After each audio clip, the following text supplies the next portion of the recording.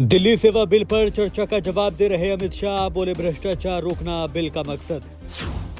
दिल्ली सेवा बिल पर बोले पूर्व सीजेआई गोगोई, ये कहना गलत कि मामला कोर्ट में है तो सदन में बिल नहीं आ सकता। पाकिस्तान चुनाव आयोग ने इमरान खान को पीटीआई के अध्यक्ष के पद से हटाया, 3 साल की हुई सजा। इटावा से सांसद राम शंकर कठेरिया की 2 साल की सजा पर आगरा जिला जज की अदालत ने लगाई रोक। गुजरात मानसून सेशन 13 सितंबर से होगा शुरू, पहली बार डिजिटल विधानसभा पर रहेगा जोर।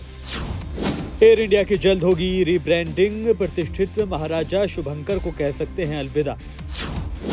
लोकसभा में कल 12 बजे अविश्वास प्रस्ताव पर बोलेंगे कांग्रेस सांसद राहुल गांधी, सभी को भाषण का इंतजार। राजस्थान यूनिवर्सिटी में पहली बार ट्रांसजेंडर को मिला एडमिशन, लड़ना चाहती है छात्र संघ का चुनाव।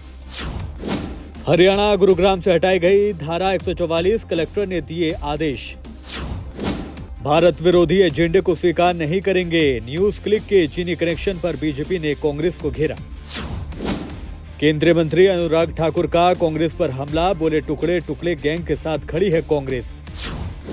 केरल में कार में आग लगने से अलपुझा में 35 साल के शख्स की जलकर मौत। ज्ञानवापी मस्जिद नहीं शिव मंदिर है, इसे मस्जिद कहना बंद करो, बोले धीरेन्द्र शास्त्री। दिल्ली एम्स के आपातकालीन वार्ड के पास लगी आग, किसी के हताहत होने की कोई खबर नहीं। सदस्यता बहाल होने के बाद संसद भवन पहुंचे राहुल गांधी, महात्मा गांधी की प्रतिमा के सामने की प्रार्थना।